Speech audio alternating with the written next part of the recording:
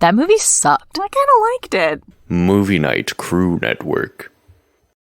Hagrid got up, went over to his dresser, opened a drawer, and pulled out a picture of a short wizard with Hagrid's crinkled back eyes beaming as he sat on top of Hagrid's shoulder. Hagrid was a good 7 or 8 feet tall, judging by the apple tree beside him, but his face was beardless, young, round, and smooth. He looked hardly older than 11.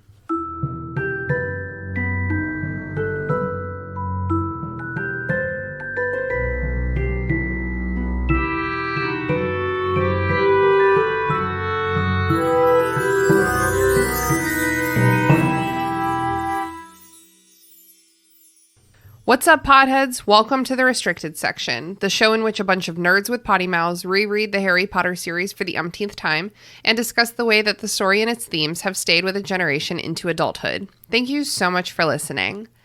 If you haven't done the reading, don't worry, we did it for you. Here's what we're talking about today. Chapter 24, Rita fucking Skeeter's Scoop. This chapter starts with Rita fucking Skeeter reporting on a very private conversation in which Hagrid revealed to someone who is not Rita fucking Skeeter that he's a half-giant. It colors him as violent and unpredictable and manipulative, and it suggests that he only got his job through his mysterious sway over Dumbledore. It's a hot pile of shit, but it really upsets Hagrid, understandably. After squaring off with Rita fucking Skeeter herself, Hermione marches to Hagrid's hut to demand he cheer up and forget about it. Meanwhile, Harry's having some trouble with his eggy wag. Welcome to the Restricted Section, where we wouldn't know ethical journalism if it slapped us in the face. I am rejoicing because I'm joined today by my erudite friend, Haley. Say hello to the listeners, Haley. Hello, listeners. She spent 5 minutes trying to come up with one, and that's a good one. Well done. Erudite's a good... I was like, surely I've used that before because Divergent is always on the brain. But I guess I haven't. And also, I'm super stoked. Everyone welcome our returning guest, the inquisitive Sam O'Brien from Content and Capable. Say hello to the listeners, Sam. Hello to the listeners. You can catch Sam also on Prisoner of Azkaban Chapter 2, The Scar, or don't, because it's a really boring chapter, which is why we asked him to come back for this one. So thanks for pulling double duty, Sam. Look, compared to the last episode I was on, a lot happens in this chapter, and I'm actually I'm like, well, it kind of balances it all out. My experience overall, average. We aim for average here at the Restricted Section. It's not your fault. It's just the books at this point. It's true. It's true. Before we get into it, I just wanted to wish everyone a happy Valentine's Day. I don't know if that's your thing or not. I don't really care. I love each and every one of you, my precious listeners, my sweet babies. I'll keep my conspiracy theory to myself. Your Valentine's Day conspiracy theory? Yeah. Ooh. Is it just the classic conspiracy theory about capitalism? No. What? No. Oh, no, I've told you this one. All right, I won't keep it to myself. There was never a Saint Valentine. He was invented by Big Scorpio. We infiltrated the Catholic Church to propagate more Scorpios. Hey, don't get pregnant. Yeah. PSA, don't get pregnant on Valentine's Day. Yeah, or you'll give birth to a fucking Scorpio. Yeah, that's what they want. Yeah, to be honest, like, Saint Valentine isn't even that big of a saint. I don't know why we celebrate it so much. It's like, meh. Because we made him up, Sam. We made him up. For the purpose of being celebrated. Yes. I'm giving more evidence here. I love it. Okay, so before we get into the chapter proper, I want to read a quick owl mail. I always fumble. I'm like, what is it called? It's called owl mail. And this is from Fraser Neal. And Fraser writes, "Hi peeps, longtime listener to the podcast, having burned through it in a month whilst reading the books. Listening to the last 2 chapters, but this email was from several chapters ago. So just listening to recent chapters and the delightfully nasty Rita, I was blown away by the comparison to the UK and to a lesser extent Australian tabloid media. This didn't seem to occur as much to the hosts. Maybe it's less of a US thing. The comparison also seemed prescient when you look at the eventual direction of the Rita plot and you look at the News of the World tabloid that closed down after illegally hacking phones, including that of a young murder victim. This probably would have been at the front of JKR's Parentheses Joker. Get it? Jokes are so much funnier when you explain it. This probably would have been at the front of the JKR's mind, particularly considering Rupert Murdoch's, as an Australian, our best export. You are welcome to him in America. Murdoch's paper's portrayal of the royal family through the 90s. This is probably ground that Sam from Content and Capable could cover a lot better than I can. And me also, Frasier. Just a thought that I wanted to share. Keep up the good work, and I'm looking forward to the upcoming eps. Thank you so much for the email. America does have tabloids, but they're, like, not in my scope of, like, I don't think about them ever. What do you make of this, Sam? So there's like three things going on here. First of all, the American like perception of this is very interesting, because if you look at the whole Meghan Markle scandals and Thomas Markle getting, courted basically by the UK tabloid press, which is just like, consider the tabloid press in the UK and Australia like sirens. They look great on the outside, and once you get into their teeth, it's like, shit, get the fuck out of here as fast as possible. And I think Meghan Markle had a bit more of an understanding of it, but the American media wasn't quite sure how to report on this. And the UK media was just like running rings out of around everyone. No one knew how in America how to handle it. And it's the same. It's been the same through, for forever, as long as anyone can remember. No one can quite understand how fast the UK tabloid media works.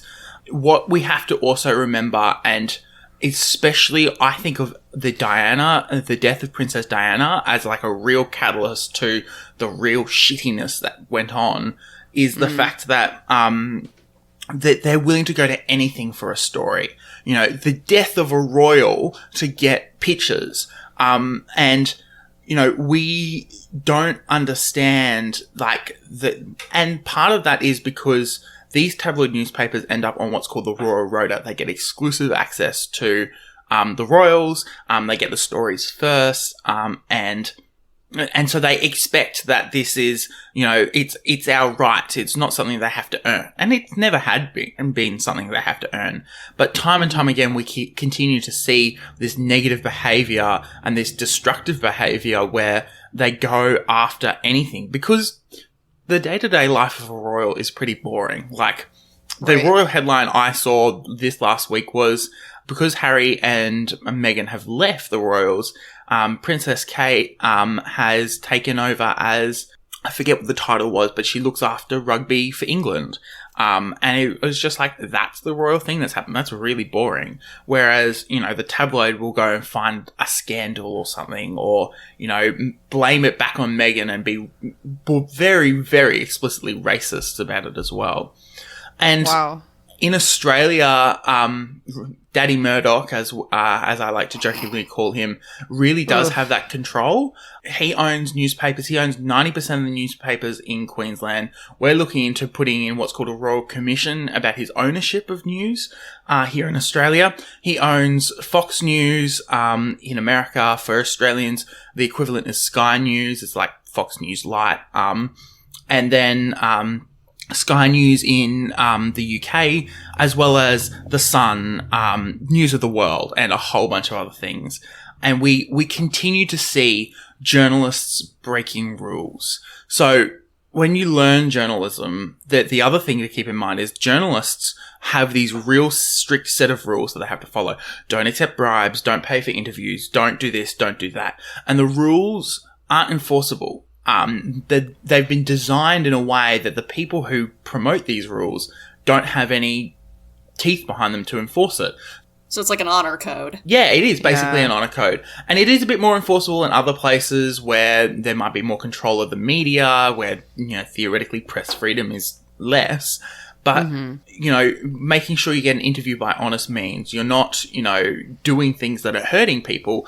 And yet, because in the US, Australia, and the UK, there is no way to enforce this with penalties that make media companies really pay attention, they continue to do the wrong thing. Less so in America, just because there is so much that happens in America without having to go to that extreme.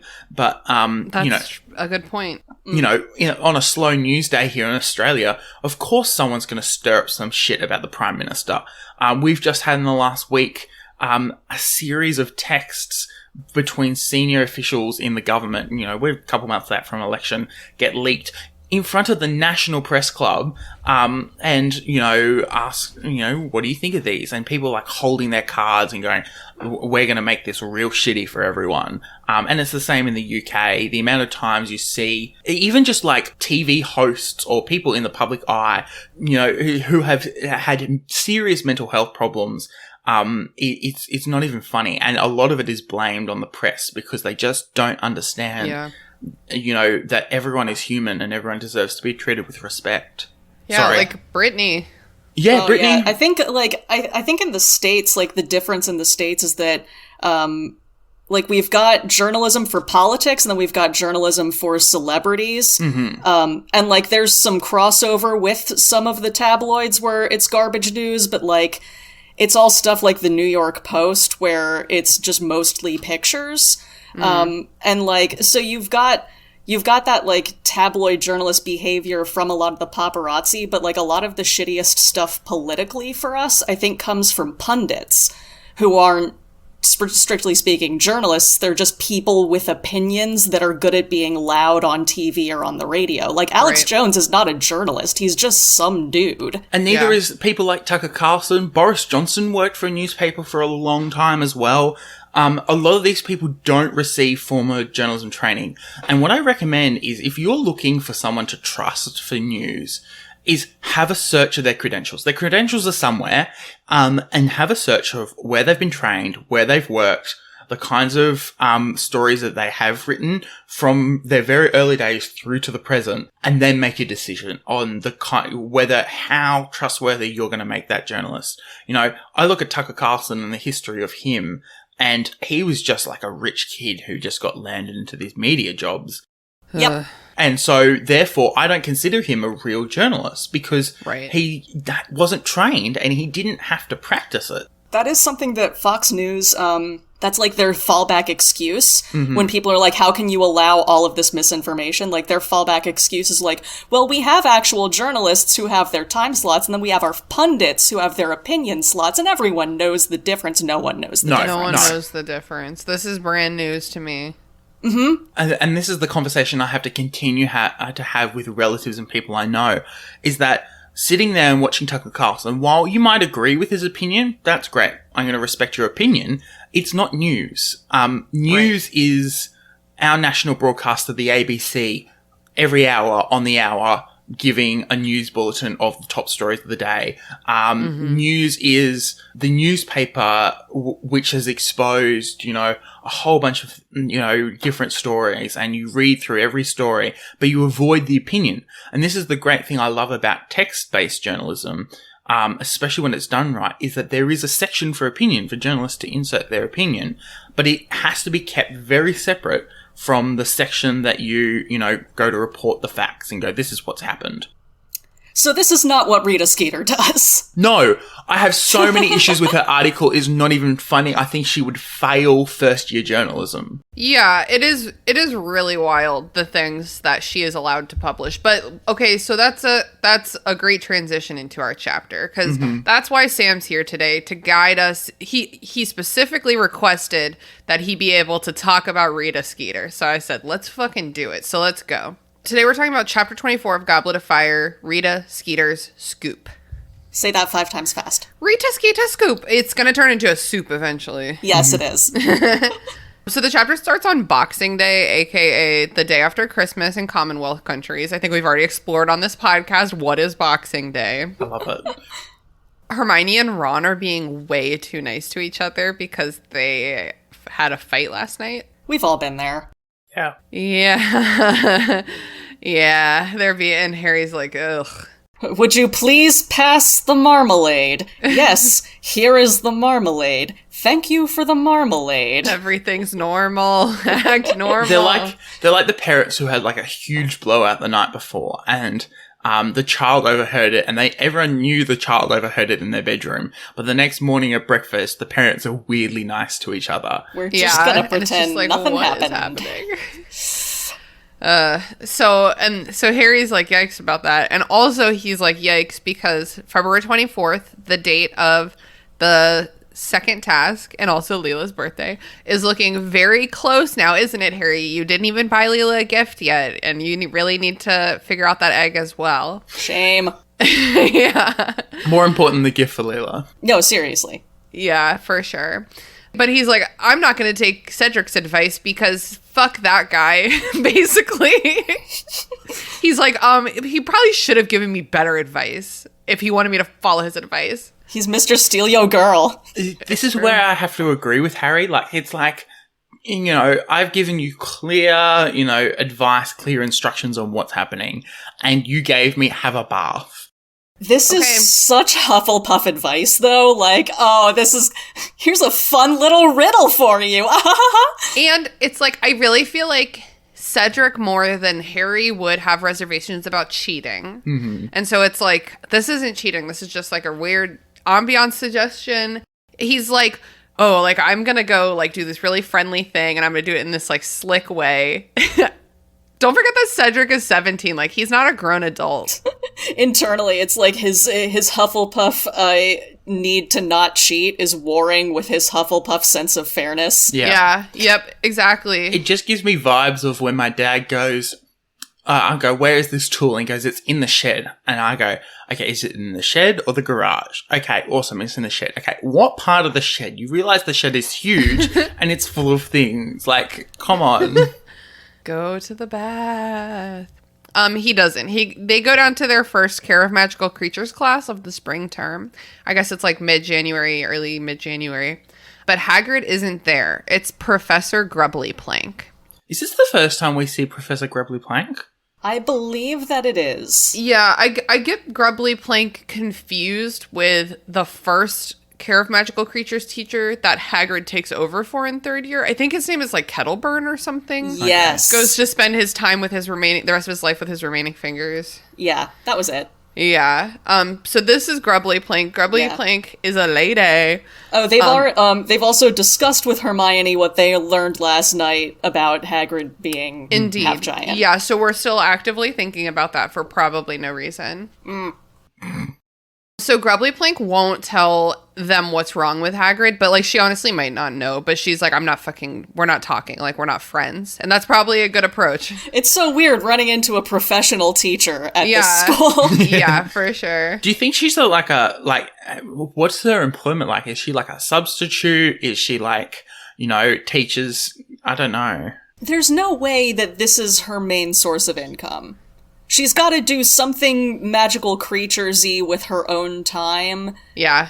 And, like, have some kind of arrangement, but she can't just be, like, a full-time substitute teacher for this school with 10 teachers. Yeah, maybe she has, like, I almost said ranch, but this is in Scotland. It's not called a ranch, but, you know, what's a farm? Yeah. Maybe she has, like, what do you call, like, a sanctuary? Maybe she breeds Pegasi? Yeah, or she could be, like, the official, like, breeder for Hogwarts, who, like, you know, as much as Hagrid tries to do it himself, you know, the existing arrangement was for her farm to, like, provide the magical creatures for Interesting. Hogwarts. I like that. The lesson is on unicorns, which unicorns hate boys. That's, like, a great excuse for Harry and Ron to not have to do anything and to be able to do this other thing. Dumb jocks. She literally, Grubbly Plank, like, fucking clotheslines him and is like, she doesn't like boys. So Malfoy, unfortunately, is the one to share the news that Hagrid has finally been featured in a story by Rita fucking Skeeter. Did they not go to breakfast that morning? Wasn't the mail delivered at breakfast like, come on, like, what? Yeah. I guess this is before Draco decides, like, I'm going to start making this a morning time comedy routine. This is before mornings become the Slytherin table comedy hour. So I have, like, a couple questions about the Daily Prophet. Because, first of all, newspaper media monopoly, not great. Mm-hmm. If they're, like, the only source of news, besides Witch Weekly, which is a different tone. Don't forget the Quibbler. And the Quibbler. Isn't the Daily Prophet held to any standards? Like an honor code? By whomst? Yeah, I was about to say, let's look at the real life parallel here in the UK. Do you think Rupert Murdoch's new mastheads, you know, stay up to a standard? No? I guess it's just like the only publication in this community can't be a shitty tabloid. Like, it has to be a good, reliable news source. But no, it doesn't. Not if it's the only game in town. Yeah, and this is what conservative, conservative tabloid news is it frames itself as a legitimate news source. I actually had my father the other night, on an unrelated note, talk about our state masthead here, which is called the Courier Mail, and said it's not worth, it's toilet paper. And I was like, and that's the thing. It's a news. It creates news. Don't get me wrong. Right. But at the same time, it's, not worth anything to anyone. Is their job to report the news, or is it to sell papers? Right. Mm-hmm. Yeah, they do. They do pay for these for sure. Even with that being said, I still find it really bonkers that the Daily Prophet would be comfortable publishing a story like this they talk shit about Dumbledore in like the first sentence. And I that kind of blows my mind, because Dumbledore's an important person, and it's like, why even bring him into this? I don't know, man. It doesn't add up to me. I feel like he's an important person in the way that like Obama's an important person, where it's like all Harry really interacts with in his own daily life are people who are like, he's the best. And then like there's another very large subset of society who are also buying these papers, who are just like, oh, that guy, fuck that guy. Wow. Like, like the Malfoys. Yeah. So basically the article insinuates that Hagrid is scary and he used his mysterious influence, which that's not an accusation. That's just like vague feelings over Dumbledore to get his teaching job in the first place. Okay, but before we even get to the content of this, why would you, in the first sentence of a news article, go, you just interject at the very end, writes Rita Skeeter, special correspondent? I know, that's not normal, is it? No, you have what's called a byline. So you have your headline and then, by Rita Skeeter, special correspondent. And then the content. She just wants to really drive it home. Yeah. Is Harry, like, reading it out loud or so? No, because Harry would never, like, artfully put Rita Skeeter. No. Like, that's a Malfoy move. It is really a Malfoy move. He's got that showmanship. He wrote it in himself before handing it over, and Harry doesn't know how to go off script. Yeah. So we do unfortunately learn in this article that Hagrid personally bred, illegally, I guess, the blast-ended Scroots. And basically this article is like, Hagrid is half giant. We don't know how he gets good things in life despite being half giant. You remember giants, they're violent and terrible, and they all support Voldemort. Mm-hmm. So, in summary, fuck Hagrid. Yep. The amount of opinion that's interjected into this, there's facts, like, Hagrid's a giant. Giants were, typically associated with Voldemort and things like that. But then, like, it's top and tail by all this opinion, and it's like, okay, great. But now you've and this is the problem and the discussion we have as journalists, you can't interject yourself into the story. You can't interject your own opinion. And so, you can write, like, Rita Skeeter could have written that much better to, like, have her opinion there, but have it backed up by fact or something. And she just continues to ignore the fact that that's a thing that she can do. She's not very artful. Does special correspondent mean that she's basically a pundit? Huh. A word I learned today. No, now I have to search up the definition. I think she literally is just as like, if you're going to publish something I wrote, it has to say that I'm a special correspondent. Well, she might have been assigned to as much as she's banned from Hogwarts grounds, she might have been assigned to the whole of the Triwizard tournament. So she's the special correspondent. It's like for the Olympics. Often they get like a lot of ex-athletes to be, correspondents or like journalists on the ground for, the interviews and things that they do post things, thinking about the Winter Olympics right now. See, I was wondering if maybe it meant that she's, like, technically a freelancer. Yeah, like paparazzi photographers, and, like, she doesn't work for the Prophet, she's not salaried, but she, like, works on commission, and is, like, so she has to sell them these sensationalist stories. My problem with that is that she ends up writing more stories later, on a whole, like, and then we get she probably is actually. She probably gets employed full time at some stage. But at some stage, she is like writing a whole bunch of stories for the Prophet. But Hermione does later bully her into writing a story for them. So I wouldn't be surprised if she's just a freelancer. Oh, yeah, true. After Care of Magical Creatures at lunch, they like tell Hermione about the article. Because she was busy hanging out with a unicorn that the boys weren't allowed to come near all class. So good for her. She deserves it. So they're, like, discussing how Rita fucking Skeeter might have overheard Hagrid. Like, how? And there's a bit of a joke about, like, we would have seen her if she was listening in the bushes. And it's like, yeah, that's a weird fucking thing to do. And why were you guys doing it?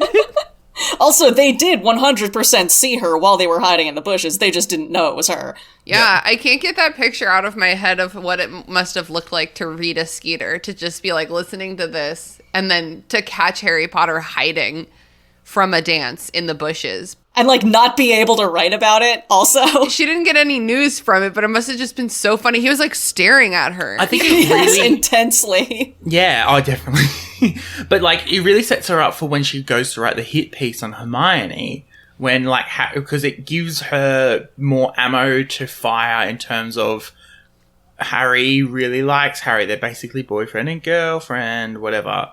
Mm-hmm.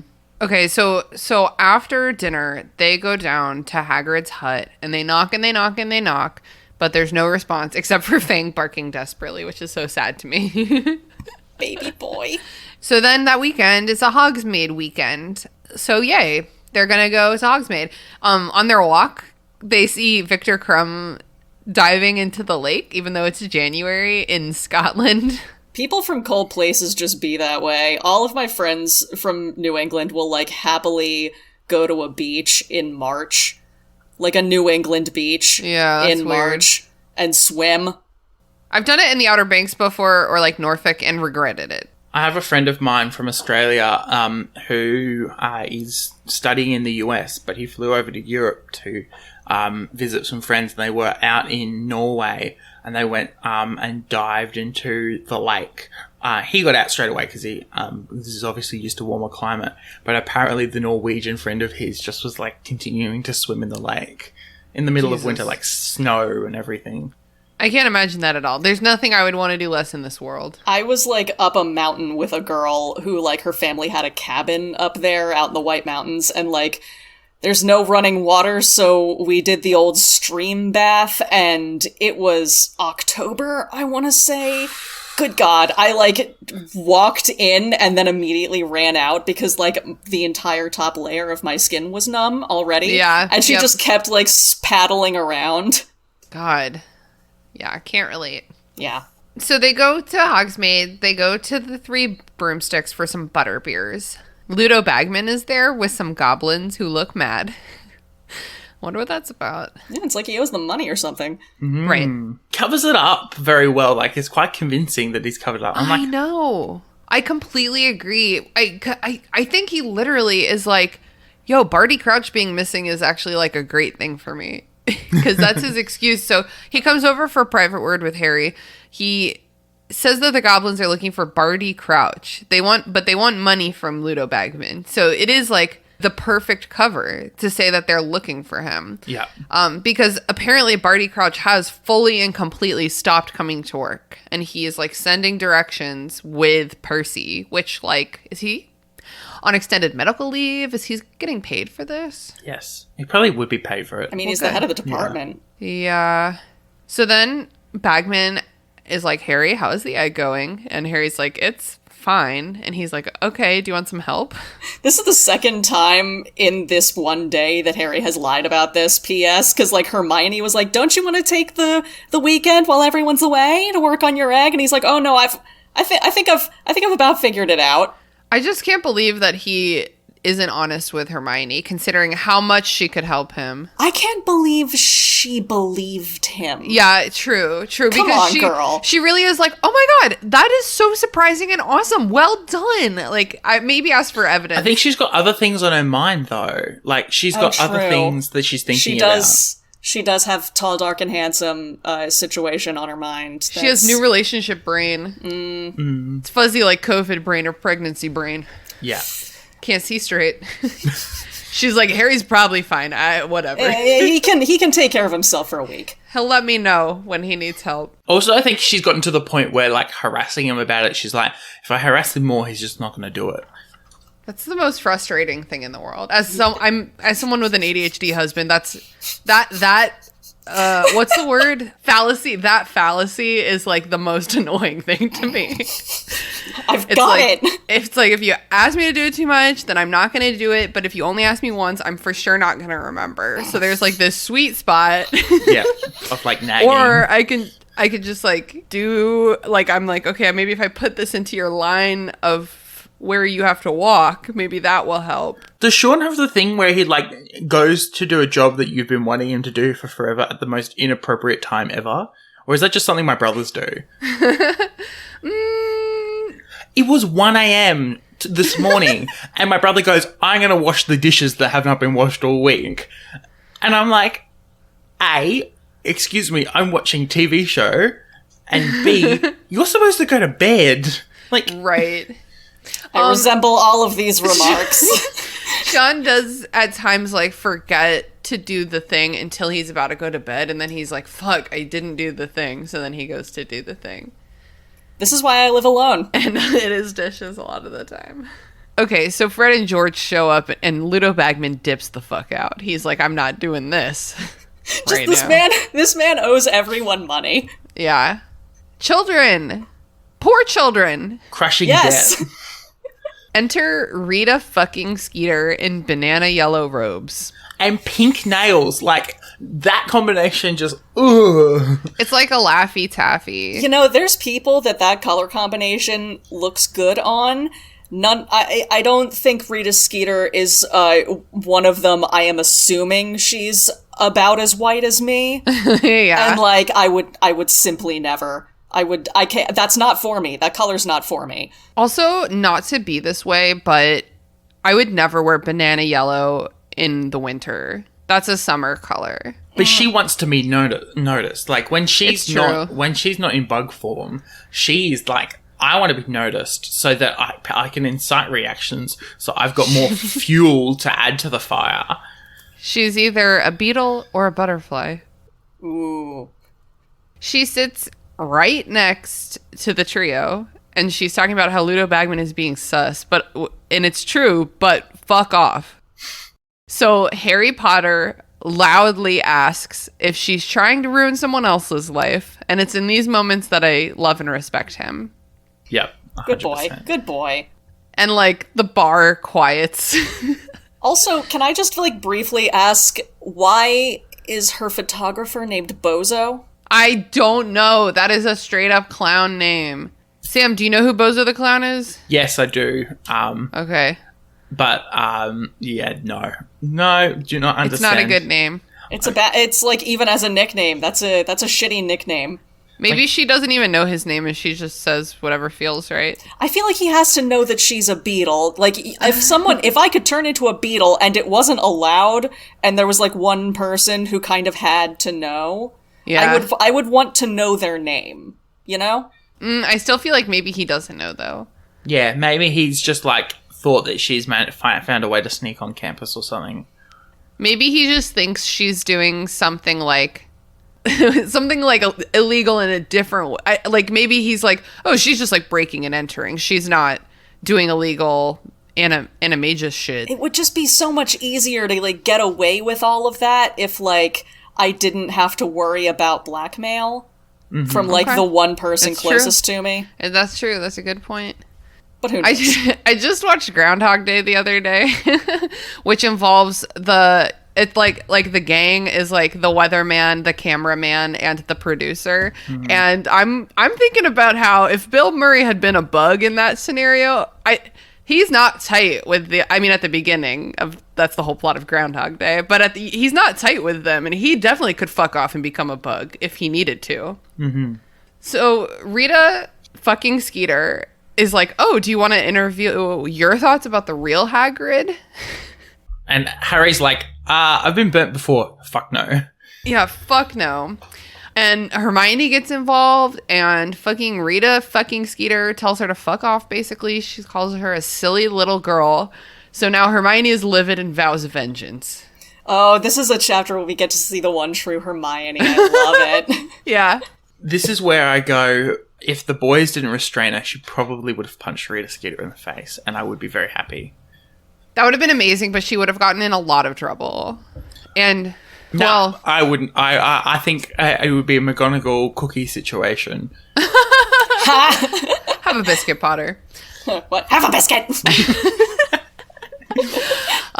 Yeah, and like Rita Skeeter starts writing shit about Hermione now anyway, so you might as well just punch her if you're gonna get punished. Yep. So Hermione vows vengeance, and she is in fact so fucking mad that she marches all the way to Hagrid's house. And actually reminds Harry of the Draco punching incident from the previous book, which I think is really interesting because we don't see Hermione this angry very often.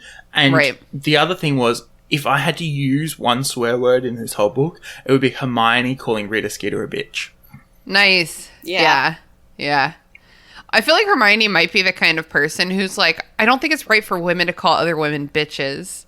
We all have that phase, and then you gotta get over it. Yeah, you gotta get over it. Just call everyone a bitch. Yeah. I would give her in this chapter maybe open the fucking door if she gets one swear. If anyone deserves like one swear in the entire series, like to just say it in text, it's definitely Hermione. Yeah. Yep. She's carried so much.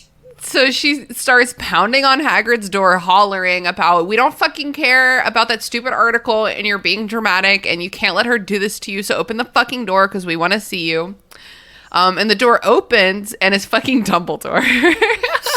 And it's very funny, because Hermione's like, oh my god, I'm so sorry.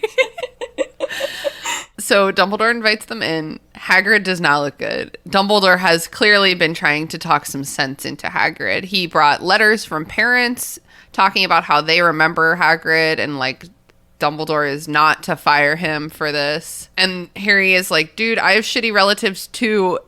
And Dumbledore is like, me too. My brother fucks goats. This is where the legendary line about how... Do either of you have it open in front of you? Yes, an excellent point, said Professor Dumbledore. My own brother Aberforth was prosecuted for practicing inappropriate charms on a goat. It was all over the papers, but did Aberforth hide? No, he did not. He held his head high and went about his business as usual. Of course, I'm not entirely sure he can read, so that may not have been bravery. Love it. I love that line. I love how he continues to fuck the goats. Like, after... When this came up on the podcast before, I remember speculating about this specifically, and I just remember Mary Clay saying, he was like, what if a goat had two butts? You know, like that kind of magic. Gene Belcher somewhere in presumably New Jersey just perks up. I am summoned.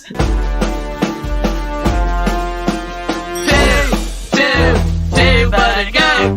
Two, but a go. So maybe Aberforth fucks goats. Maybe he just does weird experiments on goats, which still sounds like a fucking thing. There's no way to phrase it and have it not sound like halfway sexual. So apparently Hagrid has tried to resign and Dumbledore has refused to accept it. So Dumbledore is like, and that's that. I'll see you at breakfast at 8:30 on Monday, and you will be back to teaching. So I feel like he's like, Professor Goblet specifically said that she was only going to give me a week, so I actually really need you to pull it together.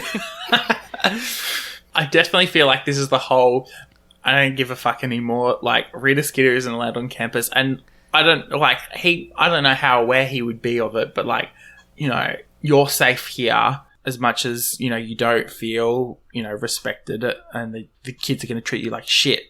But, you know, you're safe here. I can look after you. If you go out somewhere, someone's going to provoke you. You're going to hurt someone and your whole life is going to be ruined. Yeah. Yeah, there's a lot of fucking implications here. Yeah. So Dumbledore leaves and then Hagrid starts talking about his dad. He shows the trio a little picture of his little daddy. How? logistically. Hot dog How? down a hallway. That's all I can think. I'm like, I want to know what the meet cute was. Was Hagrid's, how did they, why would that end up all I can think is that Hagrid's father must have been Wizard Steve Irwin. Like, maybe he had, they don't have shows, a radio show about, like, What a dumb magical radio creatures that, like, you think are dangerous, but they aren't actually, and, like, as proof, here's my giant wife and my giant son. It reminds me of, there was a TV show in Australia, I don't know whether it was in the US, I think it was the UK, called The Deadly 60, and I watched that as a kid quite a lot, and it was this guy going around and, like, rating how deadly, like, all the animals were, and he just went around the world. I'm like, that person could be fucking an animal. Like, who knows? Oh. Plus, like, the fact that he died when Hagrid was, like, 12, which I'm guessing magical creature accident. Like, Yeah. He got squished by his wife. oh, They tried to do it again. oh, it was gonna be reunion sex and it didn't work out. I was thinking about how in the olden days, and I think still, in some places today, when you have a baby, sometimes the hospital will give you, or you could buy a baby box so that your baby can sleep in the bed with you, but you put them in the box so they don't roll over, so you don't roll over on them. And I'm thinking about how lots of animals accidentally, like, roll over on their baby children. And I'm just picturing Hagrid's mom just, like, in bed, just, like, rolls over a little too hard. Isn't that the Bob's Burgers episode with the Halloween party and the gerbil? Oh my god! And Bob he was accidentally a guinea pig. sits on it, and the guinea pig. He accidentally sits on it while wearing the fat suit and doesn't realize. Guinea pigs aren't flat, Bob. They don't just look like this in the wild. All right, well, we're gonna go. Lynn, get your stuff. Yeah. Great party. Seriously, I hope that Francis gets better. My plug this episode is Bob's Burgers Halloween episodes. They're good. They're good shit. They always bring their A game. The chapter ends with Harry lying to Hagrid about his progress with the egg to give him just a little ray of hope, which that one I'm like, okay. But you should be honest with Hermione. And Hagrid hitting him with the "That's my boy." Yep. Oh, Daddy. And it even says, Harry even says, like, lying to everyone else is, like, one thing. But, like, lying to Hagrid, that doesn't feel good. Nah. this feels morally wrong. Yeah. I really find it fascinating because, like, of all the people he's known Hagrid for the longest. And we know Hagrid's emotionally vulnerable. Whether it's manipulative or not, it's another thing, another discussion for another day. However, like, he sits there and Harry goes, I've been actively avoiding this. And it reminds me of, like, me sitting down to do a job. Like, I've got to clean the house today. And I'm like sitting here going, I've been actively avoiding this for the last 3 weeks. And now I've got to knuckle down and do it. And I have no idea where the fuck to start because I've left it for so long. Well, he knows where to start in this case, and it's swallow your pride and take Mr. Steelio Girl's advice. Yeah. With a ghost. You gotta. Hurts. Yeah, so he's like, I guess next chapter I'll take a bath. And scene. Yeah, so definitely, I mean, I hope you've been coming back, dear listener, from episode to episode. I hope you don't need this direction, but please do come back next week because this is one of my favorite chapters, The Egg in the Eye. It's like one of those chapters that's much better and funnier in the books. There's like a whole... Yeah. There's like a whole half of the chapter that doesn't make it into the movies where Harry gets stuck in a trick staircase under the invisibility cloak, but the egg rolls away and starts screaming and Filch and Snape come and then Mad-Eye Moody comes and he can see through the invisibility cloak and it is like a fucking shit show. It is like such a good chapter. Every time I read it, I just hear Benny Hill music in my head.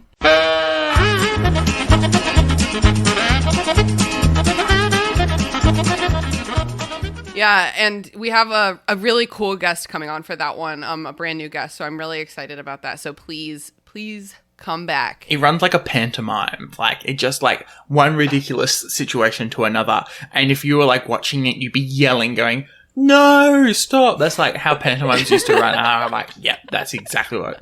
He's under the cloak! I remember my mom reading that chapter to me and like both of us just having to pause several times be like, oh no, oh no. Yeah, it do be that way. It's, yeah. Are y'all ready to move on to some plugs? Let's go.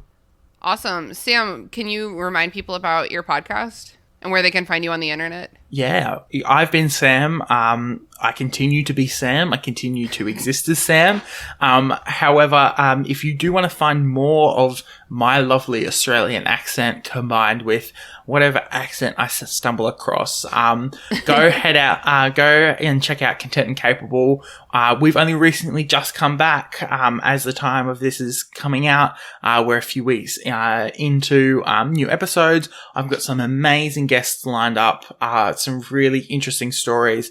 And we just really explore how you can follow your dreams and passions while still feeling like an adult. So go and check out Content and Capable. You can find me personally at sam.the.journalist on Instagram and TikTok, and samobjournalist on Twitter.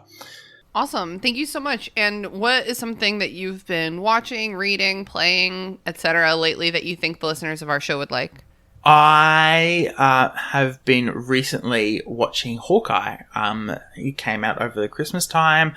I didn't get around to watching it because I'm lazy. So I've just started watching it, and it's really, really fun. Interesting. It's a Marvel thing, but it doesn't feel like a Marvel movie. Like, it doesn't take itself too seriously. And it's got, I always forget her name. She's the new gal in the Pitch Perfect 2 movie. And plays Emily Dickinson in Dickinson. I always forget this person. I actually have no idea. Haley Steinfeld, that's it. She's really awesome. I really love her acting. And it's just a real fun thing to watch. So yeah, go and check it out. It's on Disney+. Hell yeah. Thank you so much. Haley, where can people find you on the internet? If you must, you can follow me on Twitter at TheWrit2Wit. And my plug for this week is going to be a bit of an unusual one, but I'm feeling ornery about it. It's a weird thing to be ornery about, but it's handkerchiefs. Let me tell you why handkerchiefs are good. Used to be, people would carry handkerchiefs, and then people found out about how germs work. And then the tissue companies appeared, and they were like, hey, it's disgusting that you're carrying around a rag full of germs in your sleeve or your pocket. Here's a disposable product that you can use one time and then throw away, and it's more hygienic. Here's the problem with that. That mentality has made it into the future. People still feel a little gross about handkerchiefs for that reason. Mm-hmm. How many times, unless you're like actively sick, do you ever use a tissue once and then throw it away? Right. Yeah, exactly. I keep them in my sleeves like a grandma. Yeah, so instead you're carrying around a piece of flimsy, non-absorbent tissue paper full of your germs instead of, a nice soft piece of flannel. Yeah. So you can make your own. You can get cute ones off Etsy. They come in 10 packs. They're adorable. Yeah. You can rewash them. They save you money. They save the environment. Handkerchiefs, get yourself some. Yeah. I particularly recommend if you have hay fever and your nose reacts really badly to stuff. My brother just has like 50 handkerchiefs that's just sitting in his cupboard, and he always has one on him. And it's really good because it just means you're not... It also means you're irritating your nose less because it's fabric and not paper. Yeah. Mm-hmm. Yeah, for sure. Cool. Well, thank you so much, Haley. I was about to say I'll get some handkerchiefs, but I already have handkerchiefs, including the ones you gave me recently, because they weren't quite your vibe, aka they were hot pink. They were super, super cute, and you're super, super cute. Thank you. You're welcome. I've been your host, Christina. You know where to find me. And today I'm going to plug all of the Valentine's Day episodes of Bob's Burgers. Valentine's Day is this upcoming Monday. And every year, every holiday, I like to watch the according adult cartoon episodes, particularly Bob's Burgers. So I should have ranked them before I did this because I ranked the Christmas episodes, but I'll do that on my Instagram sometime, maybe this weekend. But season 3, episode 13, My Fuzzy Valentine, is about Bob trying to find like the perfect Valentine's Day gift for Linda, and it's great. I'm gonna end all of them with "and it's great." Season 5, episode 11, Can't Buy Me Math, is about a fake dating trope gone wrong. Season 6, episode 7 is the Gene and Courtney show, and it's about Gene and Courtney doing like their school radio show, but they only have chemistry when they're not in love. So it's like the show or us. Yeah.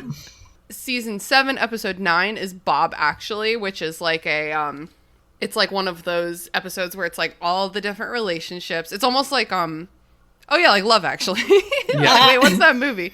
Like all the different relationships on Valentine's Day, and it's very funny because Tina has like diarrhea all day long, but Jimmy Jr. is trying to plan this really romantic acrobatic kiss with her, and she's just like, it's not the day, but she doesn't want to say no. So then there's also season 8, episode 8, V for Valentine, Detta. This is the one where Tina's heartbroken, so they go out on a girl's limo night to try to make her feel better. So it's a shit show. It has I Nat, love that one. Yes, character. Nat.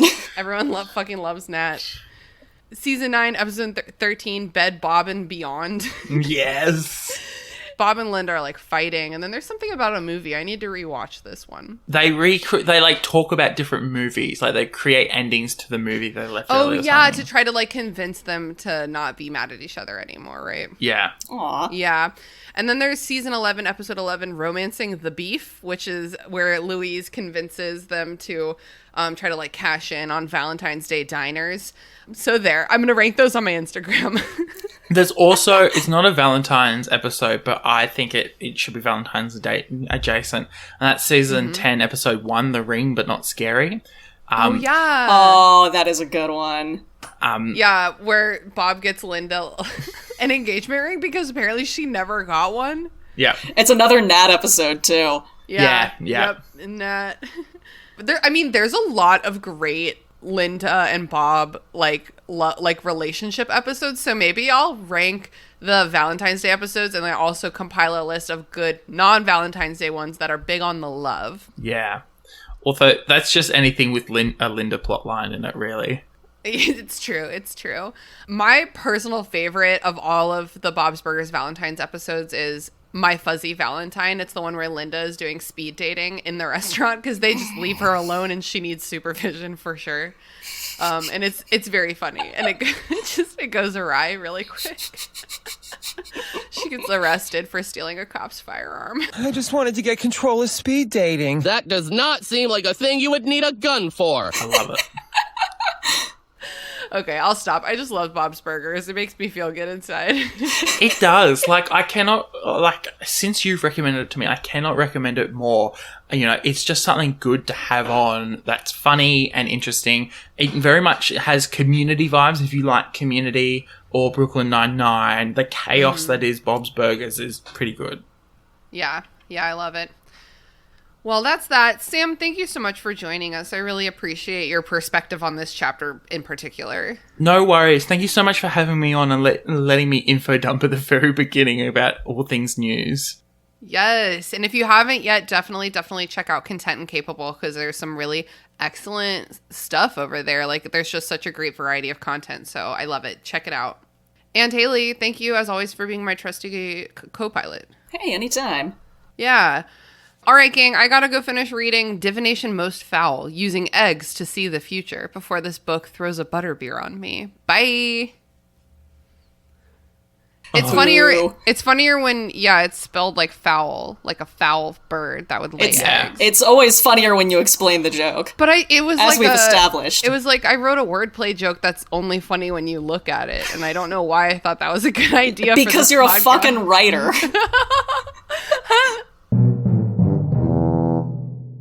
The Restricted section is delighted to be a member of the Movie Night Crew podcast network, featuring other amazing podcasts such as Content and Capable. Having recently become an adult, Sam is on a quest to find out how to actually be one. Each week, Sam asks people how they are content with their life and feel capable as a functioning adult in society. Hi, my name's Sam, and I've recently become an adult. But why does adulting have to suck? Join me on my journey to rediscover the joy of following your passions as an adult and discuss it with people who are doing just that. I'll sit down with a variety of people from all walks of life and ask the important questions while trying to figure out what does it really mean to adult. Whether you're a pro or haven't even started, come and listen wherever you get your podcasts, and hopefully you might learn a thing or two.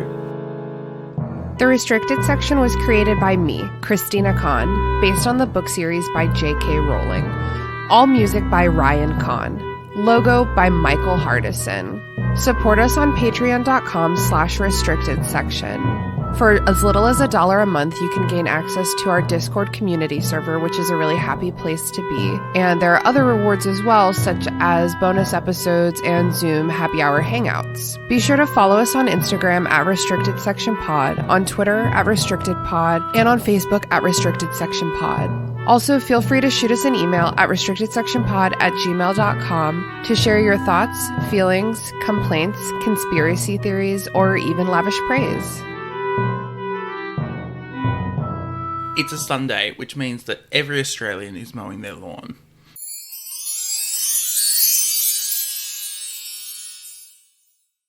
That movie sucked. I kind of liked it. Movie Night Crew Network.